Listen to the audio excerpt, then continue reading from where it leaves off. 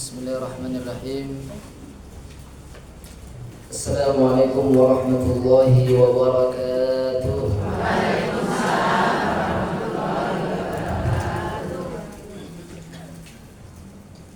Alhamdulillahirabbil alamin.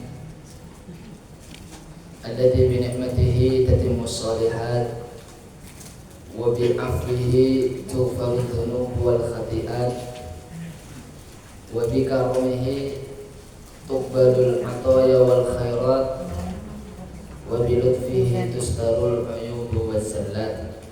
Alhamdulillahilladzi amata wa ahya wa adhaka wa abka wa arsyada wa hada wa mana'a wa a'ta wa qul alhamdulillahilladzi lam yattakhidh walada wa lam yakul lahu syarikun fil mulki wa lam yakul lahu waliyyun minadh-dhulli wa kabbirhu takbira. Allahumma shalli ala Muhammad wa ala ali Muhammad kama shallaita ala Ibrahim wa ala ali Ibrahim wa barik ala Muhammad wa ala ali Muhammad kama barakta ala Ibrahim wa ala ali Ibrahim innaka Hamidum Majid. Allahumma allimna ma yanfa'una wanfa'na bima 'allamtana warzuqna ilman nafi'a. Rabbana hab lana min azwajina wa dhurriyyatina qurrata a'yun. Allahumma irfa'na min dhulumatil jahli ila nuril ilmi wal fahmi. Allahumma amin. Amma ba'du. Sebelumnya bagaimana kabar ibu-ibu semuanya? Alhamdulillah. Insyaallah sehat. Alhamdulillah. Mohon izin sebelumnya kami akan sebagaimana yang diminta, yaitu menyampaikan salah satu hadis ataupun ayat atau secara umum adalah pesan-pesan agama. Pesan-pesan agama, karena kita semua sebagai hamba yang beragama ini memiliki pesan-pesan yang sudah seharusnya diresapi pesan tersebut dan juga harus dihayati pesan tersebut. Maka pada majelis hari ini mari kita siapkan terlebih dahulu niat kita, mari kita siapkan terlebih dahulu hati kita untuk menerima dan menghayati pesan-pesan agama. Alhamdulillah, segala puji bagi Allah Subhanahu wa taala yang telah memberikan kita banyak nikmat, dan kemudian sholawat serta salam, apalagi hari ini hari Jumat ibu. Sholawat pada hari Jumat itu adalah fadilah dan keutamaan. Maka salah satu sunnah Jumat adalah memperbanyak sholawat, dan ini satu amalan yang semua orang bisa melakukan ibu. Tidak harus laki-laki, tidak harus perempuan, tidak harus dewasa, tidak harus berilmu. Semua orang pasti bisa bersolawat.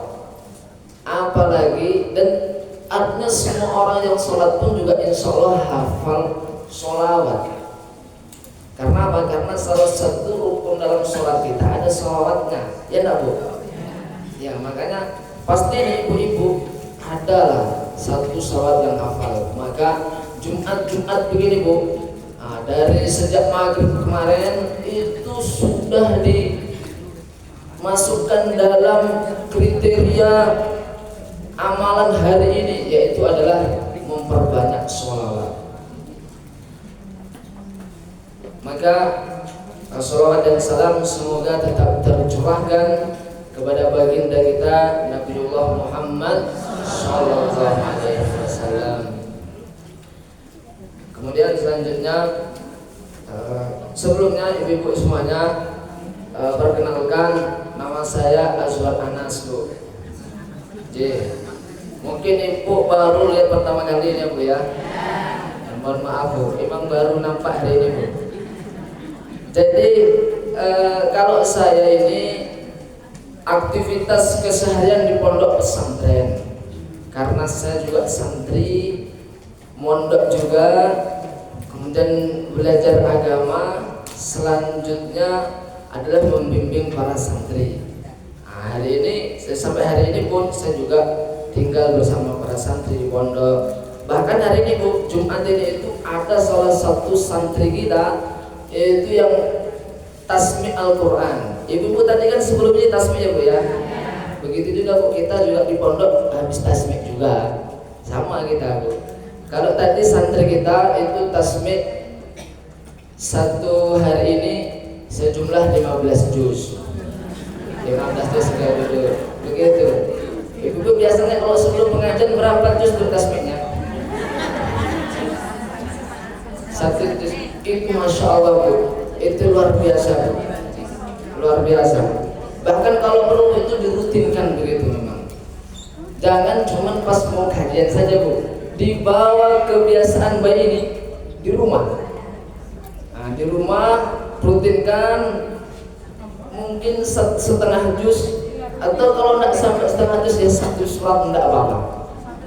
Satu lembar oke lah, satu lembar. Ibu mengaji disimak suaminya, atau anaknya mengaji disimak oleh ibunya. Nah begitu, supaya dalam rumah kita itu ada nuansa-nuansa Qur'ani begitu Bu ya. Ada sebuah nasihat, saya pernah dapat nasihat dari guru, dari syekh kita. Itu begini, beliau bilang, orang yang bisa rutin setiap hari tidak pernah lepas dari Al-Quran. Maksudnya beliau itu punya wirid Al-Quran. Wirid itu maknanya dia setiap hari, misalnya kalau kita dalam Islam ini kan sholat 5 kali satu hari ya, 5 kali satu hari. Maka ada orang-orang itu yang ahli-ahli Quran ini Bu, itu membuat wirid setiap hari minimal ada yang 1 juz baca Quran. Kalau yang hafal Quran berarti ya 1 juz murajaah Quran dengan tanpa melihat misalnya. Itu dilakoni terus setiap hari. Dan orang yang bisa seperti ini Bu, setiap hari punya wirid Al-Quran, kata guru kita, itu adalah taufik dari Allah Subhanahu wa taala. Itu adalah murni hidayah dari Allah Subhanahu wa taala. Kenapa? Karena tidak mudah. Sama sekali tidak mudah orang itu untuk bisa istiqomah setiap hari membaca Al-Quran. Karena apa? Ini menunjukkan orang ini itu diberikan hidayah oleh Allah, menjadikan kalam-kalamnya Allah, Quran itu sebagai wirid hariannya. Dan ini adalah sebuah kemuliaan. Makanya kita di pondok pesantren selalu memulai aktivitas sehari itu dengan halaqah Quran terlebih dahulu. Habis subuh tidak ada aktivitas lain kecuali semua santri dan asatidnya memegang Quran. Supaya apa? Supaya menjadi pemancing keberkahan pada aktivitas setelahnya. Apalagi kan kalau di pesantren aktivitas setelah itu adalah belajar, kemudian menghafal. Urusannya adalah dengan ilmu. Yang mana kata Allah Subhanahu wa taala, urusan ilmu itu tidak akan diberikan kecuali Allah lah yang menghendaki. Kalau dalam ayat disebutkan begini Bu, wattaqullah wa yu'allimukumullah, dan bertakwalah sama Allah, wa yu'allimukumullah, dan Allah akan mengajarkan kepadamu ilmu. Bahkan Bu, kalau ibu-ibu juga pernah ingat ada sebuah ayat, bahkan Nabi sendiri itu mengatakan begini, wa ma utitum minal ilmi illa qalila. Dan tidaklah aku ini seorang Nabi belum mengatakan begitu, tidaklah aku diberikan oleh Allah SWT ilmu kecuali sedikit. Maknanya apa? Maknanya ilmu itu adalah pemberian dari Allah Subhanahu wa taala. Maka hendaknya kalau kita memahami demikian, berarti caranya kita harus mencari ridha Allah, kita harus mendekatkan diri kepada Allah untuk mendapatkan ilmu. Baik, ibu-ibu yang dirahmati oleh Allah Subhanahu wa taala, pada kesempatan ini saya ingin menyampaikan satu buah hadis Bu. Satu buah hadis. Hadis ini didasari oleh sumber yang sahih. Hadis ini didasari oleh sumber yang sahih dan disepakati kesahihannya. Disebutkan di dalam kitab hadis namanya adalah Sunan Abu Dawud. Ibu-ibu pernah mendengar Sunan Abu Dawud, Bu? Baru-baru hari ini ya, Bu ya. Baik, oke lah. Jadi, Bu, Sunan Abu Dawud itu, kalau ibu-ibu ini ibu-ibu ada yang pernah mondok, Bu? Masa enggak ada? Ya minimal mondok sehari 2 hari, Bu. Oh. Iya.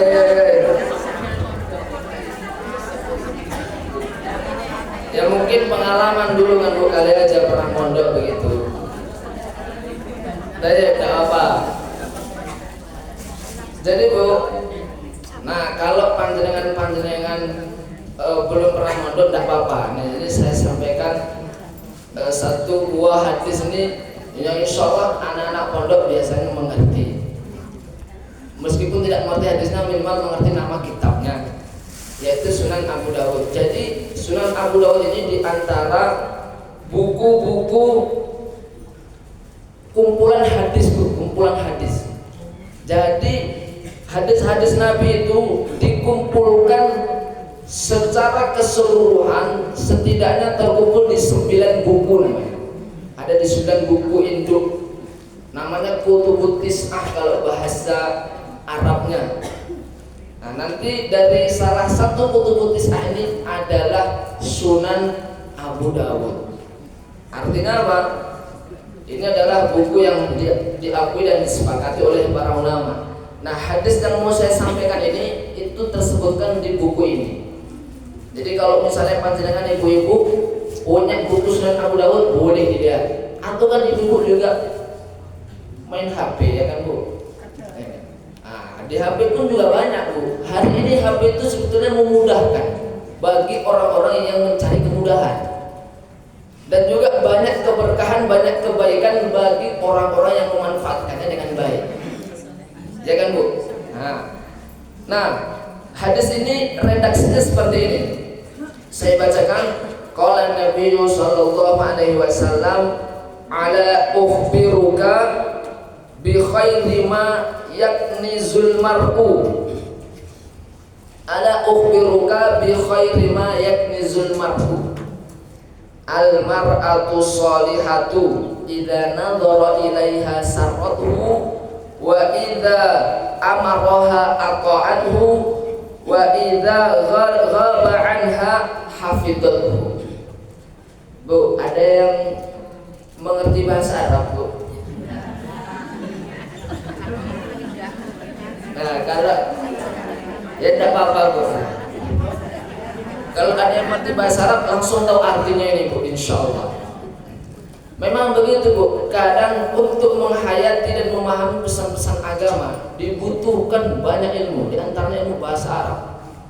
Bahkan, Bu, kalau dilihat dari hukumnya, ini senantiasa kita sampaikan kepada santri. Santri itu minimal harus pandai bahasa Arab. Kenapa demikian? Kenapa Ustaz harus begitu? Ya, karena pesan-pesan agamamu itu pakai bahasa Arab. Nanti kalau kamu tidak pandai bahasa Arab, bahaya. Bisa apa? Bisa tidak menghayati pesan-pesan agama. Oleh karena itu salah satu ciri khas pondok pesantren kan pengajaran bahasa Arabnya. Makanya, Bu, kita itu sampai harus mendalami bahasa Arab, itu harus kuliah jauh-jauh. Harus kuliah ke Arab, ketemu orang Arab, ngomong bahasa Arab. Oh, ternyata begini bahasa Arab. Kalau sehari-hari ngomong bahasa Arab, oh, ternyata begini rasanya. Nah, kadang butuh seperti itu, Bu, ya kan? Butuh lingkungan, butuh rasa. Dan alhamdulillah kita sempat dahulu, ya kemarin belum lama sih, Bu, sempat merasakan demikian, belajar bahasa Arab di tempat orang Arab, yang mana sekitarnya ngomong juga pakai bahasa Arab. Kita komunikasi begini, Bu, tanya ibu-ibu apa kabar, tapi pakai bahasa Arab, Bu. Kayak mana itu bahasa Arabnya, Bu? Allah, ini ada yang bisa loh. Kaifahalu. Kalau untuk laki-laki kaifahaluka, atau untuk menghormati kaifahalukum. Kalau untuk perempuan nanti kaifahaluki. Nah, seperti itu. Nah, kita kembali kepada redaksi hadisnya, Bu. Ala ukhbiruka, maukah aku beri kabar gembira kepadamu? Ala ukhbiruka, maukah aku beri kabar kepadamu? Ini Nabi mengatakan kepada sahabat ini tentang sesuatu yang paling baik, bi khairi ma, tentang sesuatu yang paling baik, yakni zurrajulu, yang disimpan oleh laki-laki, ma yakni zulmarhu. Maukah aku beri kabar sesuatu yang paling baik yang disimpan oleh seseorang? Kemudian jawab Nabi apa, Bu? Al-mar'atu sholihah. Masya Allah, Masya Allah. Yaitu kata Nabi apa? Adalah wanita yang sholihah. Makanya, Bu, tema kita kajian pada pagi hari ini, Bu, itu judulnya adalah, kalau kita kasih judul, Bu, sesuai di sini, itu adalah wanita sholihah. Simpanan paling berharga bagi lelaki. Nah, begitulah judulnya kurang lebih, Bu. Karena hadisnya mengatakan begitu, Bu. Nanti dijelaskan apa ciri-ciri wanita solehah oleh Nabi, dijelaskan. Ada 3, Bu, ciri-cirinya. Saya sampaikan pakai bahasa Arabnya, terus saya terjemahkan. Idza nadhara ilaiha sarahu, apabila kamu memandang kepadanya menyenangkanmu. Itu yang pertama. Yang kedua, wa idza amaraha ata'atuhu, dan apabila kamu memerintahkannya dia menurutimu, dia taat kepadamu. Itu yang kedua. Yang ketiga, wa idza ghaba anha hafidhathu, dan apabila kamu tidak berada di sisinya dia menjagamu. Sebelumnya, Bu, hadis ini itu memiliki sebab turunnya. Ibu, kalau ada ayat biasanya kan ada sebab turunnya ayat, ya. Itu namanya apa, Bu? Sebab turunnya ayat. Mantap. Asbabun nuzul. Asbabun nuzul itu cerita atau peristiwa di balik turunnya sebuah ayat. Nah, di dalam hadis pun juga ada begitu, Bu. Namanya asbabul, ada tuh namanya asbabu al-wurud. Jamil jidan, Masya Allah. Yaitu adalah sebab Rasul mengucapkan hadis ini. Nah, ini juga ada asbabul wurudnya, ada ceritanya. Jadi ketika ada suatu ayat turun, ayat ini disebutkan dalam surat At-Taubah ayat 34. Yang salah satu bunyi ayat atau potongan ayatnya adalah walladzina yaknizuna adh-dhahaba wal fiddata wa la yunfiqunaha fi sabilillah fabashshirhum bi'adzabin alim. Ayat ini turun maknanya seperti ini, Bu. Walladzina yaknizuna adh-dhahaba, dan orang-orang yang menyimpan, menabung emas dan perak, wala yunfiqunaha fi sabilillah, dan tidak menginfakkannya di jalan Allah, fabashshirhum bi'adzabin alim, maka berilah kabar kepada mereka tentang azab yang sangat pedih. Ini sahabat ketika pertama kali mendengar ayat ini, Bu, itu merinding. Waduh, kenapa begitu, Bu? Karena umumnya manusia, umumnya orang hari itu kan punya tabungan, punya simpanan, punya celengan. Apalagi zaman itu kan mata koinnya adalah emas dan perak. Jadi sahabat-sahabat pun juga menyimpan, juga menabung emas dan perak. Ini sedangkan ayatnya mengatakan orang yang menabung emas dan perak, kasih tahu bahwasanya ada azab yang pedih bagi mereka, begitu. Ini para sahabat bingung begini. Kemudian ada salah satu sahabat namanya Umar bin Khattab. Pasti ibu-ibu yang suka ngaji begini insya Allah tahu Umar bin Khattab, ya, Bu. Umar bin Khattab ketika itu, Bu, oke, para sahabat semuanya udah, kalian tunggu dulu biar saya yang maju ke Nabi. menanyakan soal ini. Akhirnya betul, sahabat Umar ini menuju ke Nabi menanyakan tentang ayat ini. Wahai Rasulullah, ini bagaimana memahami ayat ini? Ini kita para sahabat pada geger nih wahai Nabi dengan ayat ini. Kemudian Nabi SAW mengajarkan kepada sahabat Umar bahwasanya ayat ini itu tidak secara umum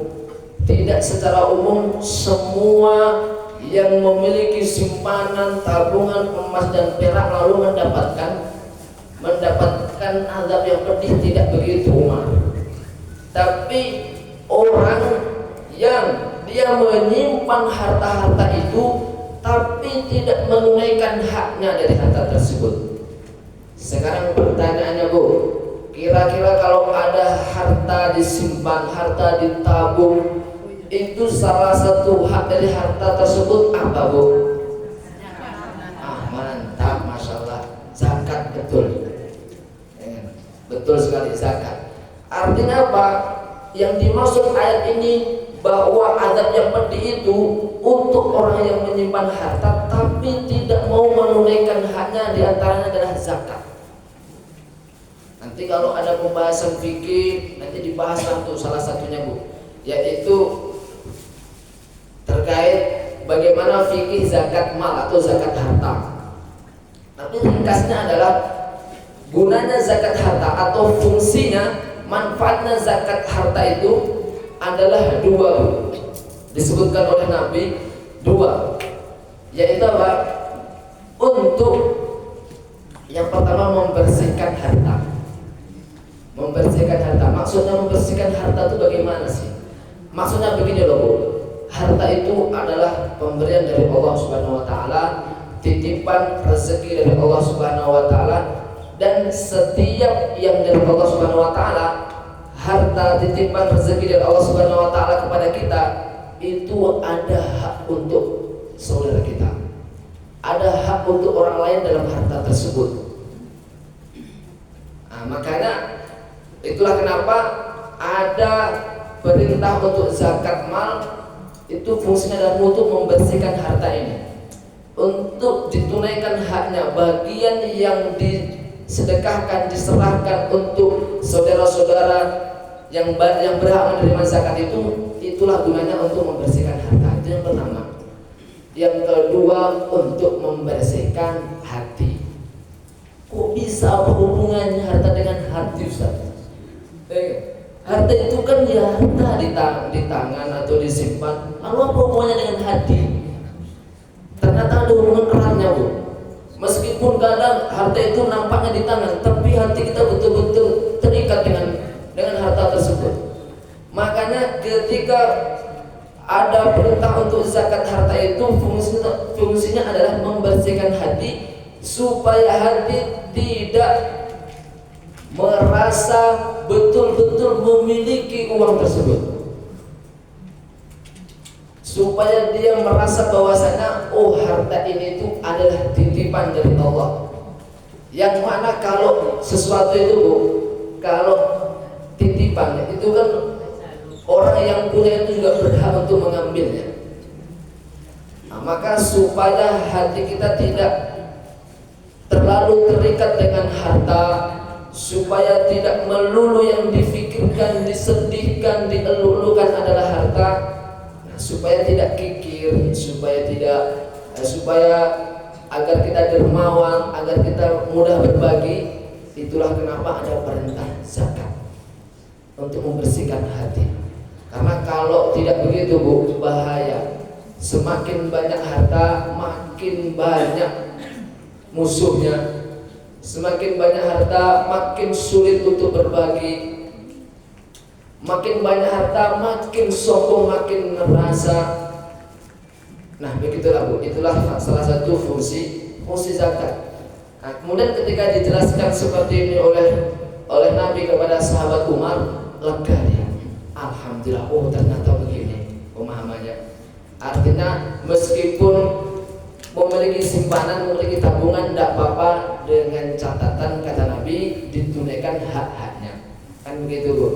Ini hampir semua ibu-ibu ini pasti punya tabungannya ya Bu. Umumnya begitu Bu, ada yang tabungannya 1 digit, 2 digit sampai banyak pasti ya kan. Karena memang salah satu kecerdasan keuangan yang biasa disampaikan oleh profesor-profesor itu adalah simpanan memang. Ya, sehingga wajar. Maka ini ada fikih harta simpanan lah, begitu maknanya Bu. Nah, setelah menjelaskan ini, kemudian Nabi menambahkan kepada sahabat Umar, Umar, mau ndak aku kasih tahu sesuatu yang lebih berharga untuk disimpan bagi seorang laki-laki kayak kita nih. Kemudian Umar kan dengan sangat antusias mendapatkan kabar begitu. Wah, ini mantap ini. Kemudian, iya wahai Nabi. Disimaklah oleh sahabat Umar, dijawablah oleh Nabi, al-mar'atus sholihah. Ternyata simpanan yang paling berharga itu adalah wanita yang sholihah. Masya Allah. Begitu. Maka semoga ini ibu-ibu yang mengaji begini itu sudah memiliki sekian persen untuk menjadi wanita sholihah. Baik, nah sekarang mari kita kaji apa kriteria wanita sholihah yang disebutkan oleh Nabi pada hadis ini. Ada 3 ya Bu ya. Yang pertama adalah jika memandangnya menyenangkanmu. Jika memandangnya menyenangkanmu. Bu, untuk memahami kalimat ini itu dijelaskan oleh salah seorang ulama yang dulu punya kitab namanya Aunil Ma'bud. Ini mohon maaf Bu, saya banyak menjelaskan kitab-kitab berbahasa Arab ya, karena saya pernah mondok. Jadi yang dikaji buku-buku kayak begini Bu nih. Nah ini saya buku juga bawa bahasa Arab juga Bu, bukunya. Tapi tidak apa Bu, untuk wawasan saja Bu ya. Yang jelas penjelasannya ini itu kalau Ibu pengen cek referensinya bisa dilihat di kitab namanya Aunil Ma'bud. Nah, dijelaskan dalam kitab ini untuk memahami idza nadarta ilaiha sarrahu, jika kamu mandangnya kamu akan senang dengan 3 hal. Dengan 3 hal. Yang pertama adalah jamalu suratiha. Jamalu suratiha artinya adalah keindahan parasnya. Nah, ini yang pertama Bu. Jadi fisiknya indah, senyumnya indah juga, kan begitu Bu. Nah, itu adalah ciri yang pertama. Jadi ketika suami itu melihat kepada istrinya, menyenangkan dia dari fisiknya yang pertama ya. Kemudian yang kedua Bu, yang kedua, kalau urusan fisik-fisik ini tidak usah panjang lebar lah Bu ya. Ibu-ibu lebih hafal, lebih mengerti bagaimana memoles diri ibu-ibu masing-masing ini. Ada yang sudah mulai bedaknya, kemudian apalagi itu banyak cuma saya tidak hafal Bu seperti itu. Jadi yang penting ciri yang pertama tadi adalah kalau dilihat itu menyenangkan atau bahasa gampangnya cantik lah. Nah, begitulah insya Allah semua ibu-ibu ini menyenangkan mau dilihat Bu, insya Allah. Oke, itu yang pertama. Nah, yang kedua Bu, yang kedua adalah husni siratiha. Husni siratiha, yaitu kebaikan dan keindahan akhlaknya. Nah, keindahan akhlaknya ini yang kedua Bu. Jadi orang itu kadang melihat seseorang itu atau menilai seseorang itu tidak hanya dari parasnya, tidak hanya dari fisiknya, tapi juga dilihat dari perilakunya, tingkah dan tanduknya. Itu itu juga menjadi penilaian seseorang. Maka seorang istri yang memiliki perilaku yang baik, memiliki akhlak yang mulia, kalau bicara, masya Allah, lembut bicaranya, kemudian tidak lebih tinggi suaranya daripada suaminya, tidak membentak-bentak, tidak begitulah. Itu masya Allah. Artinya dari sikapnya dia sangat indah, sangat baik. Itu orang ketika melihat seperti itu kan senang. Ini adalah salah satu ciri yang kedua. Ciri dari wanita solehah yang kedua, husni siratiha, baik. Kemudian yang ketiga, Bu, yang ketiga adalah husulu hifdiddin biha. Husulu hifdiddin biha. Ibu-ibu kalau bisa mencatat pakai bahasa Arab tidak apa-apa, oke. Kalau tidak usah ya artinya juga boleh. Nah, husulu hifdiddin biha artinya adalah memperoleh penjagaan agama dengannya. Artinya apa? Seorang laki-laki, seorang suami tadi dengan adanya istrinya, dengan adanya wanita soleh di sampingnya itu, dia bisa menjaga agamanya, dia bisa tertundukkan syahwatnya, dia bisa menjadi pribadi yang lebih baik dari sebelumnya. Ini adalah ciri-ciri wanita solehah yang kalau dipandang itu menyenangkan. Dilihat dari tiga hal ini. Pertama adalah keindahan fisiknya, kemudian yang kedua adalah keindahan akhlaknya, dan yang ketiga adalah keindahan pengaruhnya. Artinya dengan hadirnya sosok ini yang sebelumnya laki-laki mohon maaf sholatnya agak-agak bolong-bolong, atau kalaupun tidak bolong-bolong kadang suka mengakhirkan sholat, karena ada sosok wanita solehah ini selalu diingatkan, akhirnya sholatnya tertib. Dulu ngajinya berlepotan, karena adanya wanita soleh ini diajaklah ngaji setiap hari, lama-lama jadi baik ngajinya. Kemudian dulu tidak pernah kenal majlis ilmu begini, jarang suaminya itu. Akhirnya karena ada wanita solehah ini, kok istrinya kok suka ngaji, setiap ada pengajian minta diantarkan. Akhirnya lama-lama suaminya penasaran, emang ngaji ini penting ya?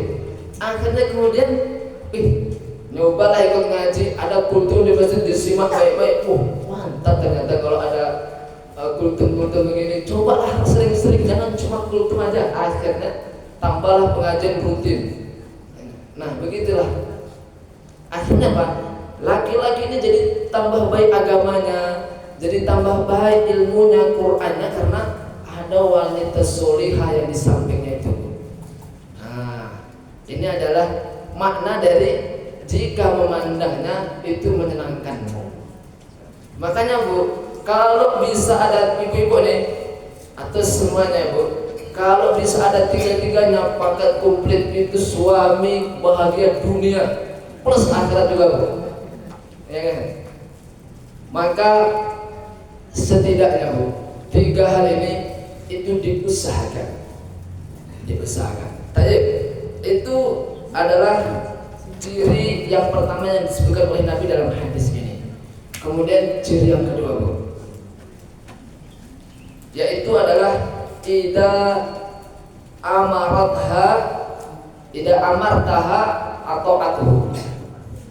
Jikalau menyuruhnya, dia mentaatimu, dia menurutimu.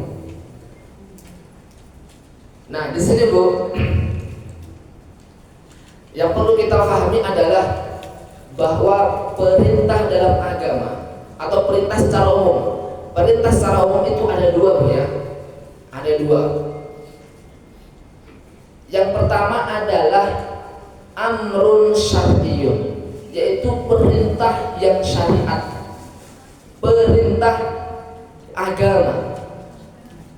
Jadi suami memerintahkan kepada ibu-ibu dengan perintah yang syar'i, perintah syariat. Nah, ini adalah kategori nomor 1. Maka kalau yang nomor 1 ini Bu, perintah yang modern dan perintah syariat, itu wajib ditaati Bu. Wajib ditaati. Kenapa? Karena salah satu ciri wanita solihah, kalau diperintah untuk urusan syariat oleh suaminya, dia senantiasa taat. Pertama, karena ini adalah perintah syariat, berarti Allah Subhanahu wa taala memerintahkan. Yang kedua, ini keluar dari mulut suaminya.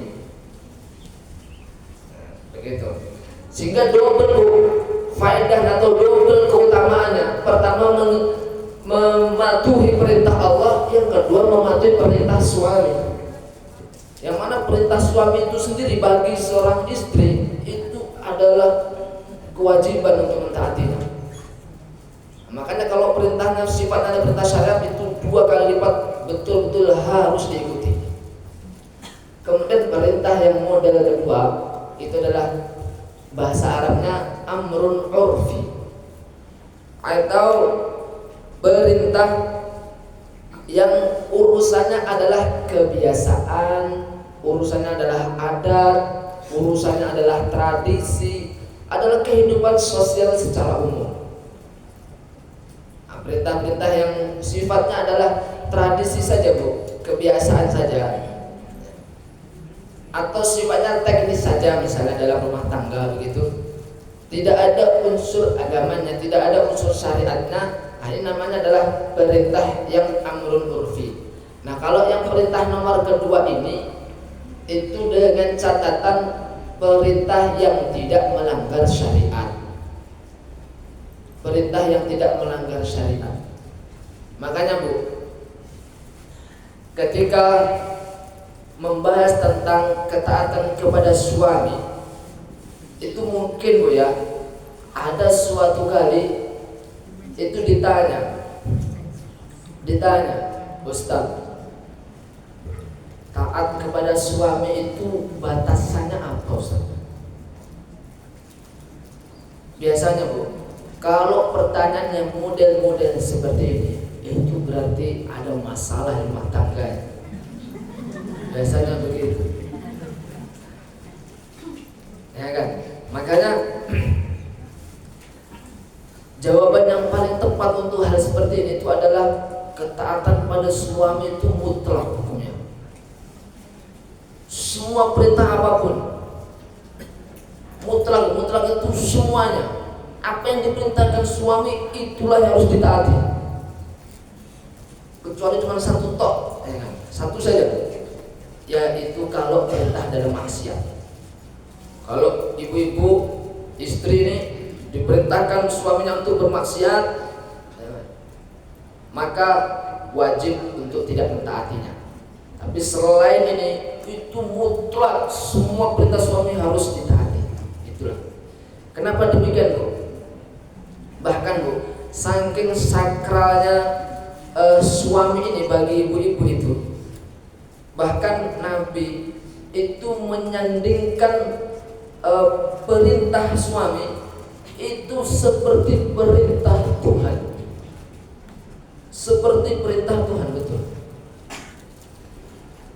Bahkan dalam sebuah hadis disebutkan begini Bu, kalau saja sujud kepada makhluk itu diperbolehkan, maka akan aku perintahkan seorang istri untuk sujud kepada suaminya. Maknanya apa Bu? Maknanya bahwa ketaatan kepada suami itu adalah ketaatannya di bawah ketaatan kepada Allah bagi istri-istrinya. Ya, karena sujud kepada makhluk itu kan tidak boleh, akhirnya dilarang. Bukan berarti Bu nanti pulang kajian kemudian ibu sujud semua pada suaminya. Bukan begitu maksudnya Bu. Ya, nanti bingung suaminya, ada apa nih sebetulnya? Kesetrum apa istriku ini? Kan repot nanti. Maknanya adalah begitu. Artinya begitu sakralnya perintah dari suami itu loh Bu. Karena bahkan unik, saya sebutkan lagi hadis yang lain Bu ya. Hadis yang lain. dikatakan bahwasanya huwa jannatuki wa naruki. Huwa jannatuki wa naruki. Huwa ini adalah dia. Makna siapa? Dia itu adalah suamimu. Suamimu itu adalah, kata hadis ini, jannatuki, dia adalah surgamu, wa naruki, dan juga dia adalah neraka. Artinya tinggal pilih. Kalau seorang istri menjadikan suaminya sebagai ladang surganya, artinya betul-betul dia taati perintah suaminya, seperti itu, maka itu adalah surga. Atau sebaliknya, kalau sebaliknya maka itu adalah neraka baginya. Artinya betul-betul perintah suami ini mutlak hukumnya untuk ditaati.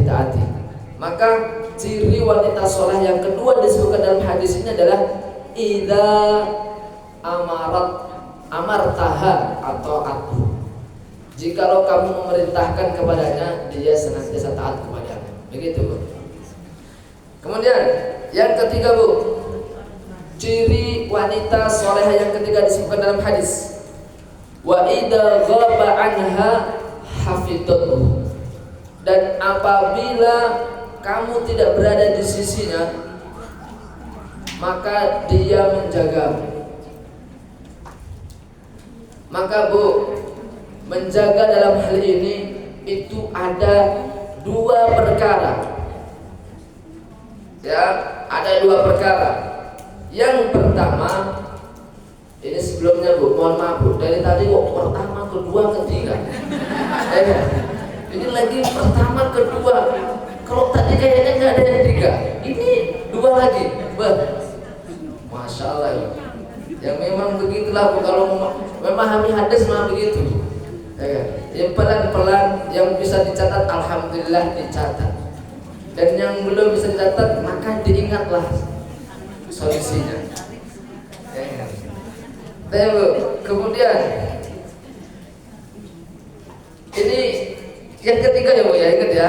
Ini yang ketiga, yaitu ketika suami nggak ada di rumah, nggak ada sama ibu, istri itu atau ibu itu menjaga. Ini pertanyaannya, apa yang harus dijaga, Ustaz? Nah, yang harus dijaga ini dua.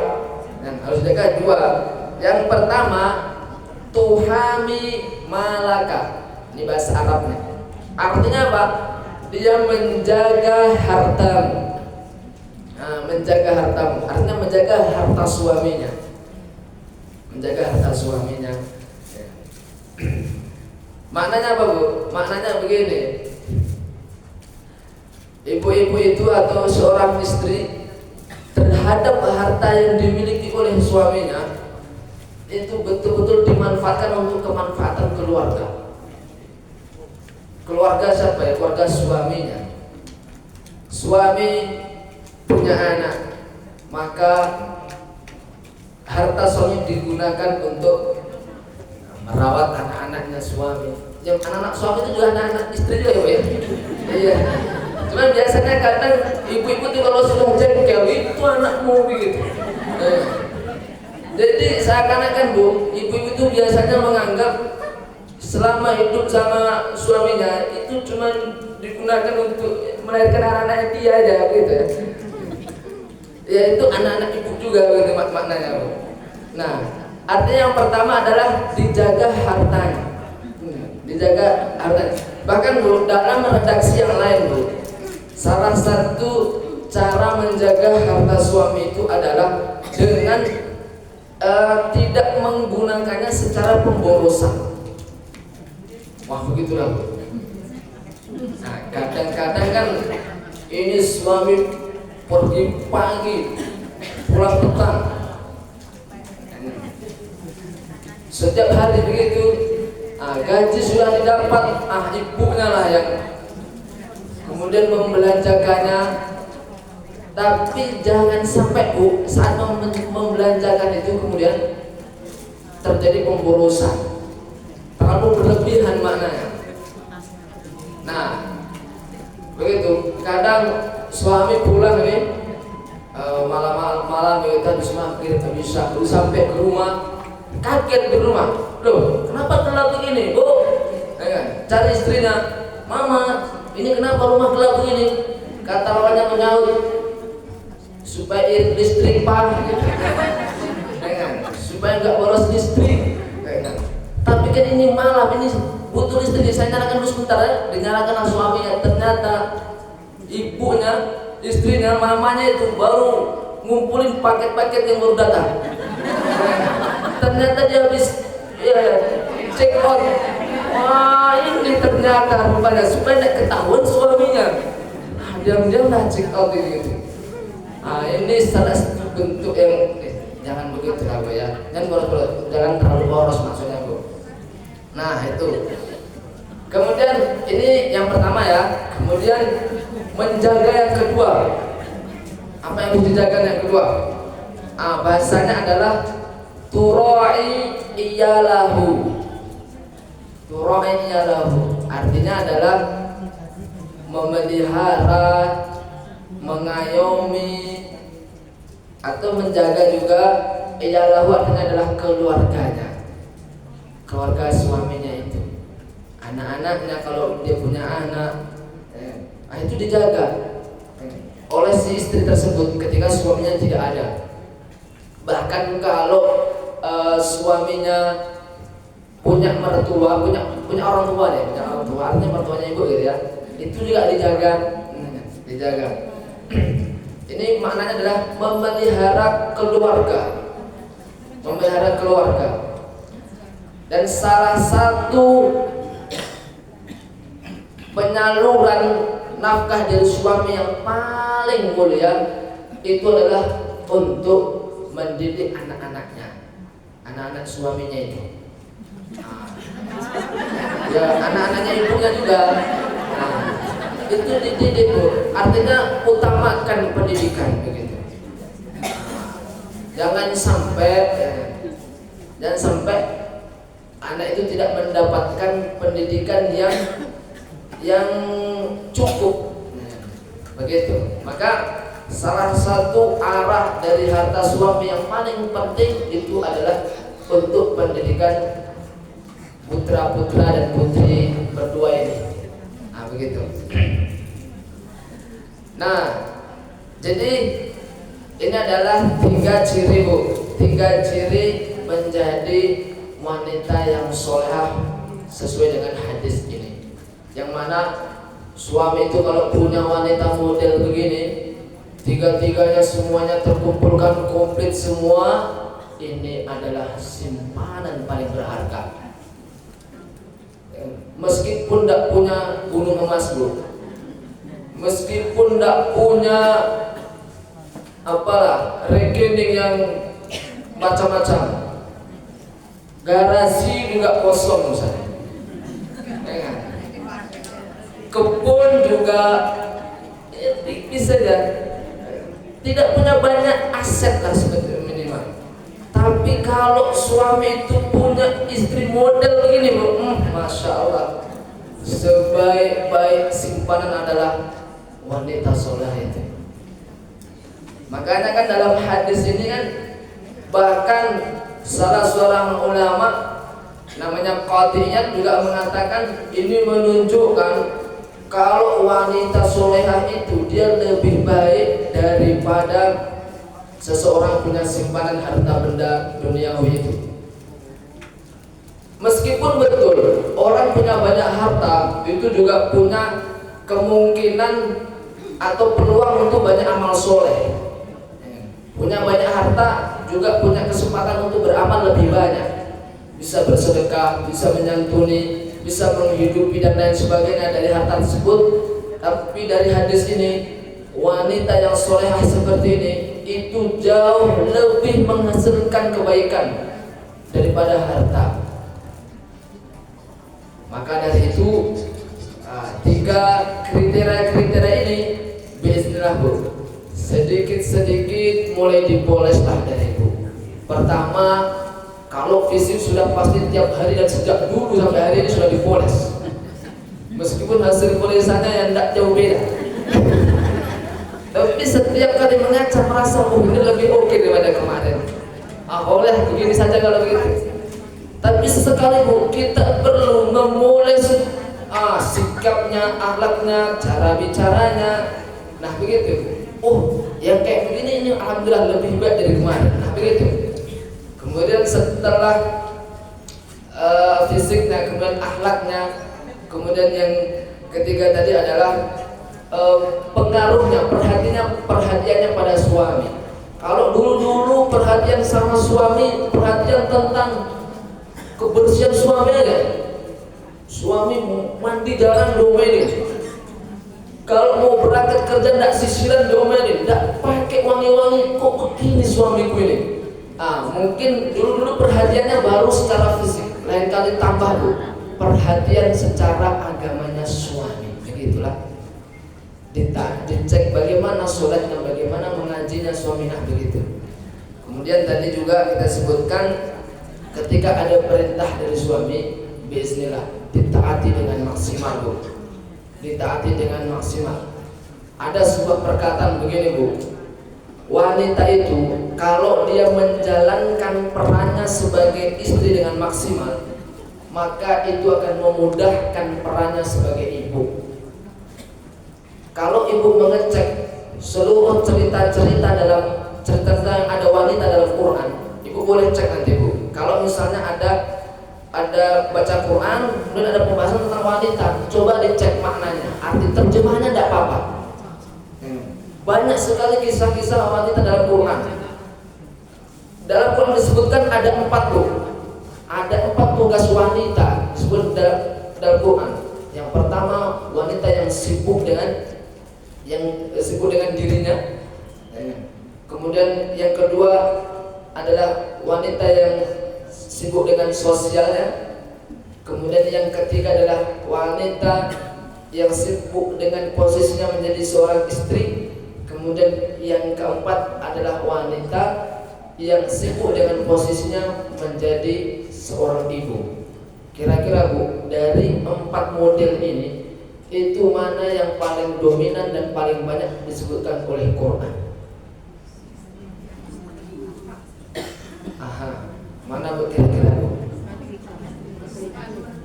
Kalau misalnya yang paling banyak disebutkan, coba yang paling sedikit yang mana?